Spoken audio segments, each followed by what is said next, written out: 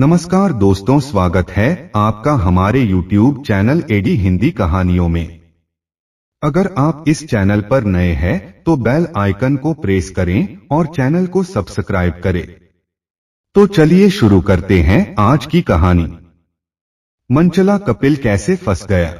इंद्राणी की मुस्कान पर मुस्कुराते हुए कपिल जब लाल बत्ती पर रुका तो वह कुछ गुनगुना रहा था।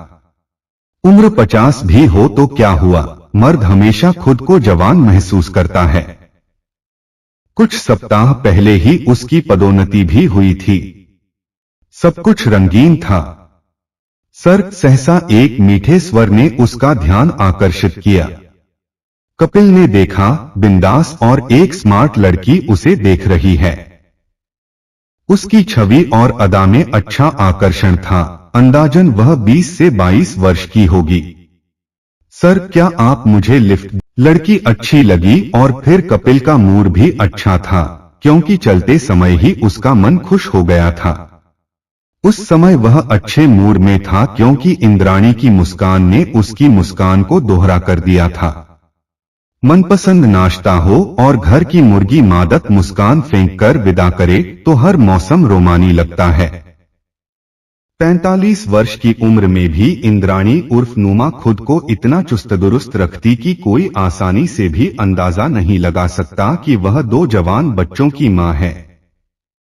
जब वह अपनी बेटी के साथ होती तो अक्सर लोग दोनों को किसी सौंदर्य साबुन के विज्ञापन का मॉडल कहते। उसने पूछा, कहाँ जाना है।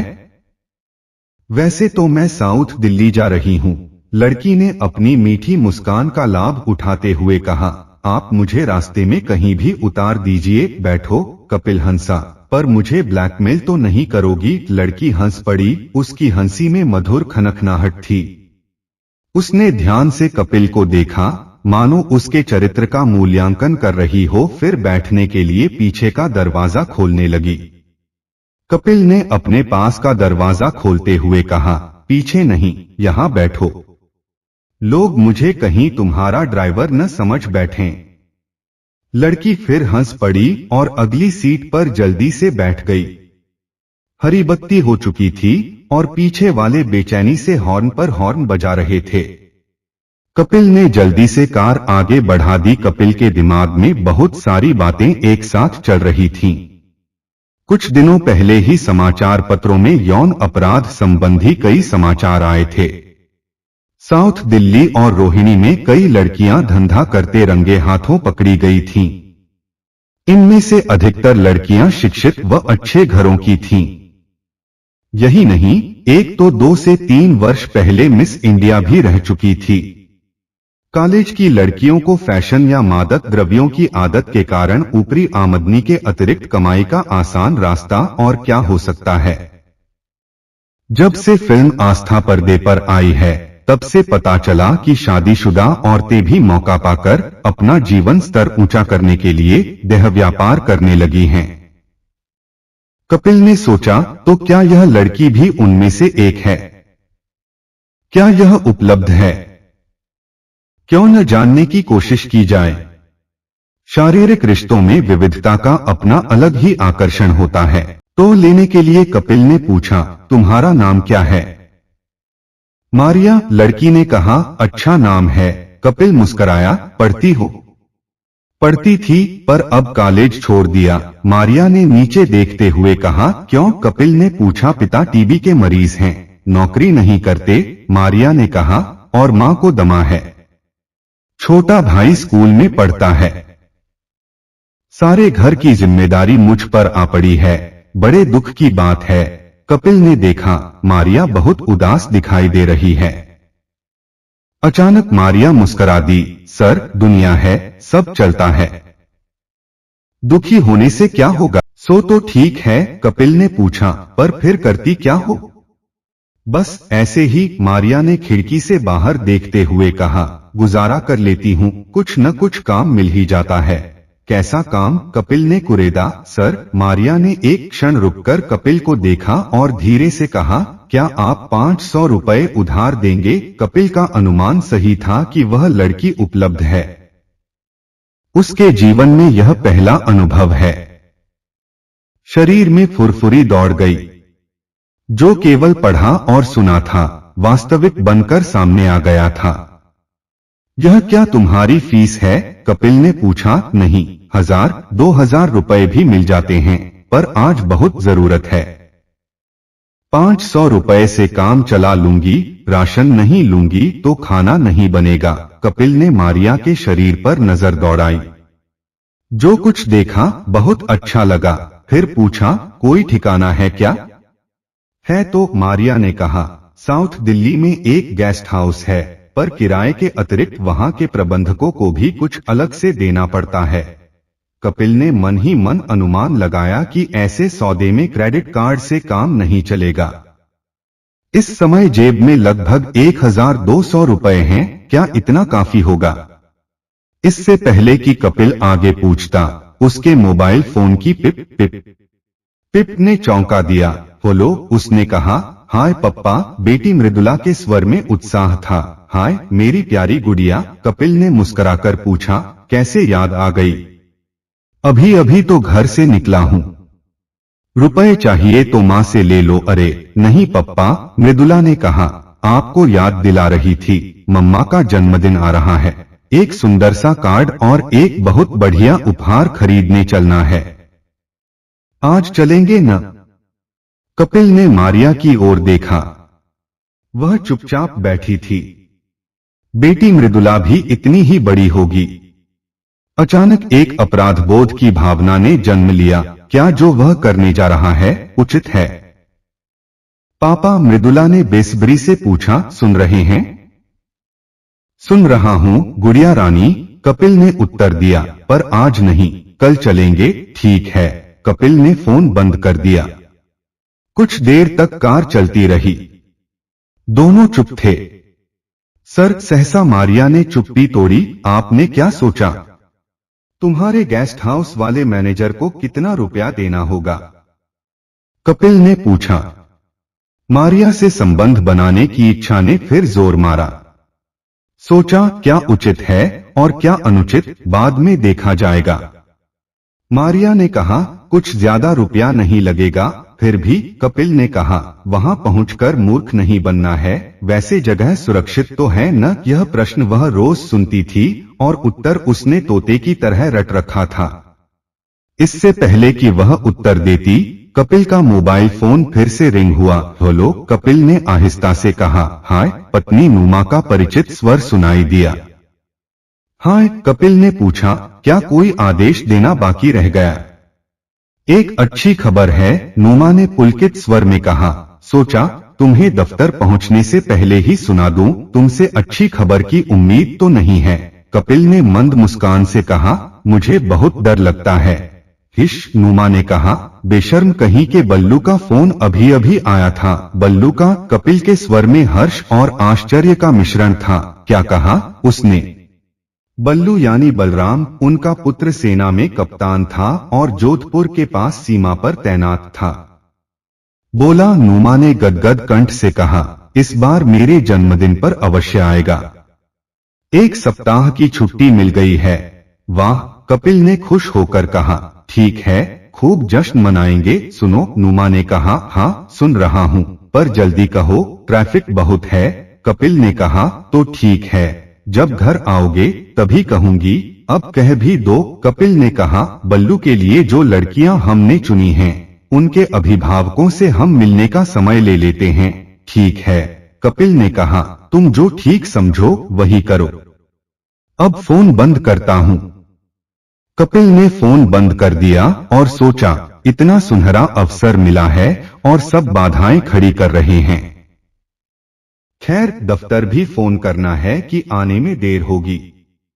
इतना दुर्लभ अवसर चूकना नहीं चाहिए। तो फिर किधर चलना है? कपिल ने कहा। मुझे खेद है, यह फोन बहुत तंग कर रहा है। मारिया ने मादक मुस्कान से कहा। तो फिर फोन बंद कर दीजिए या बैटरी निकाल लीजिए। बहुत समझदार और चतुर हो, कपिल ने हंसते हुए कहा। बस एक फोन दफ्तर में करना है ताकि बाकी समय चैन से गुजरे। इससे पहले कि कपिल दफ्तर का नंबर लगाता, फोन बज उठा। अब कौन है? कपिल ने नाराजगी दिखाते हुए कहा। बोलो सर, उधर से आवाज आई। मैं मनोहर बोल रहा हूँ। मनोहर महाप्रबंधक का निजी सचिव था। उसके स्वर में घबराहट थी। हाँ बोलो मनोहर, क्या बात है? कपिल ने कहा। जल्दी बोलो, मुझे एक जरूरी काम है, आने में देर हो सकती है।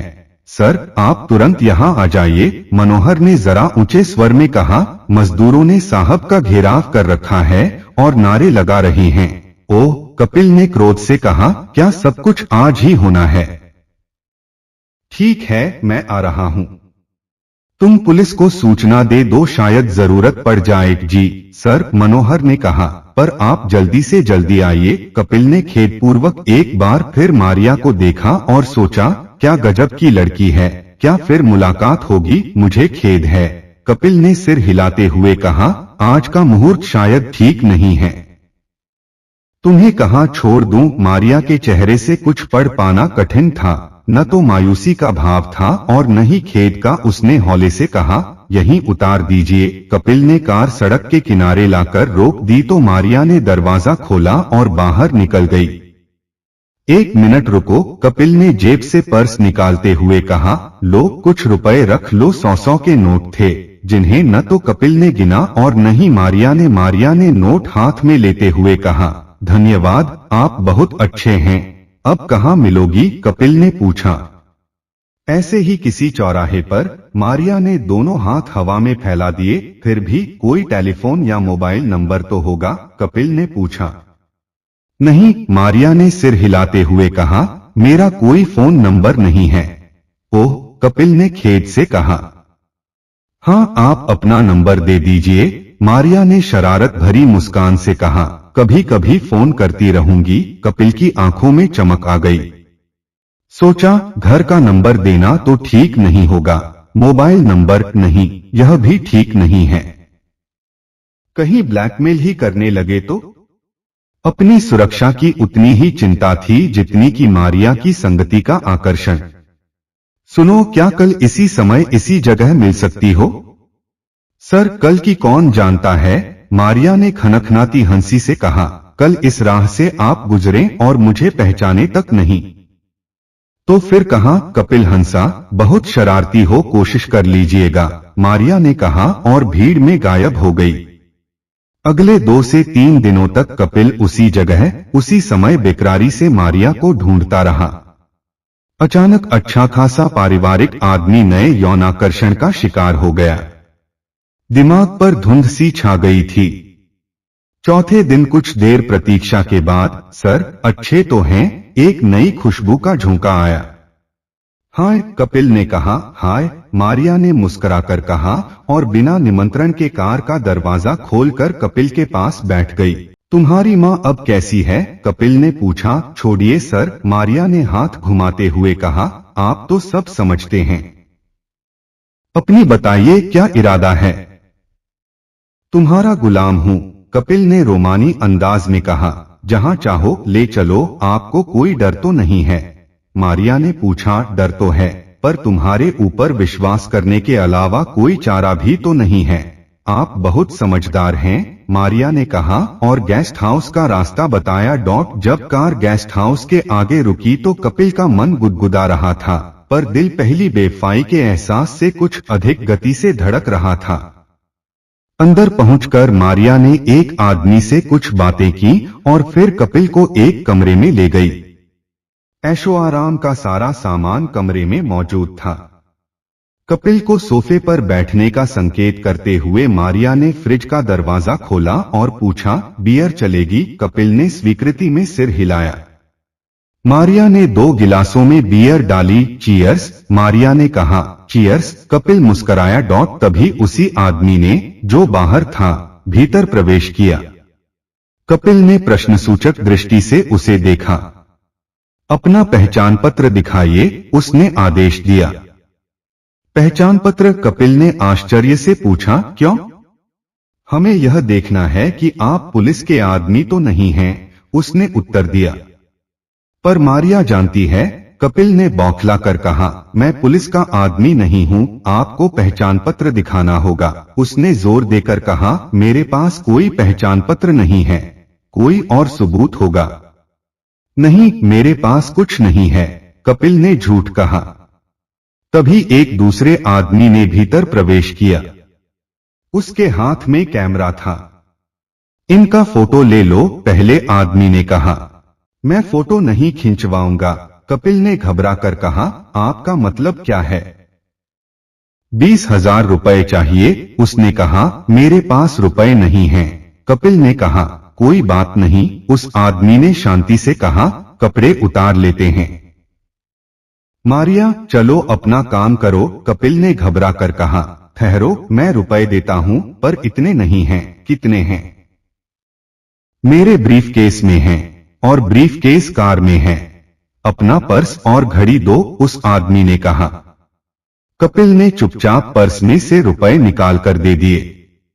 फिर घड़ी उतार दी। उसकी सांस तेजी से चल रही थी। साहब के साथ जाओ, उस आदमी ने मारिया से कहा, और ब्रीफकेस लेकर आओ। होशियारी मत करना, मुन्ना साथ जा रहा है। हमें रुपए वसूल करना आता है। कपिल ने गहरी सांस लेकर उन्हें देखा और फिर चुपचाप बाहर आ गया। उसके पीछे मारिया और मुन्ना भी थे। कार के पास पहुंचकर कपिल ने चाबी से दरवाजा खोला और अंदर बैठ गया। पीछे की सीट पर रखे ब्रीफकेस की ओर देखा। इससे पहले कि वे कुछ करते, उसने कार स्टार्ट कर दी। मुन्ना ने कार रोकने के लिए आगे पैर बढ़ा दिया, पर कपिल ने फौरन गति बढ़ा दी। चलती कार ने मुन्ना को पीछे फेंक दिया। कुछ ही क्षणों में वह आंखों से ओझल हो गया। काफी दूर पहुंचकर कपिल ने गहरी सांस ली कि क्षणिक कमजोरी कितनी यातना देती है। अब मैं कभी इस चक्कर में नहीं पड़ूंगा। शाम को जब वह घर पहुंचा तो ऐसा लग रहा था मानो कोई कैदी जेल से भागकर आया हो। कभी भी पुलिस द्वार पर दस्तक दे सकती है। रात में जब घंटी बजी तो कपिल का दिल दहल गया। इतनी रात गए कौन होगा? इंद्राणी ने कहा। देखता हूं, कपिल ने उठते हुए कहा। दिल तेजी से धड़क रहा था। घबराते हुए दरवाजा खोला तो देखा सामने बेटा बल्लू खड़ा है। अरे, कपिल ने उसे छाती से लगा लिया। ऐसे ही आता है, मां ने गदगद कंठ से कहा। मुझे लग रहा था कि बल्लू ही होगा। सुबह नाश्ते की मेज पर कहखे लग रहे थे। अचानक कपिल की निगाह समाचार पत्र पर गई। पहले पृष्ठ पर ही समाचार छपा था कि साउथ दिल्ली के एक गेस्ट हाउस में ब्लैकमेल करने व लूटने वाले एक गिरोह को गिरफ्तार किया गया। गिरोह में एक लड़की भी शरीक थी। कोई खास बात है क्या? पत्नी ने पूछा। कुछ नहीं, कपिल ने समाचार पत्र नीचे फेंकते हुए कहा। वही आम बातें। आपको हमारी यह कहानी कैसी लगी कमेंट करके जरूर बताएं, और दोस्तों वीडियो को लाइक करें और शेयर करें। Thanks for watching this video.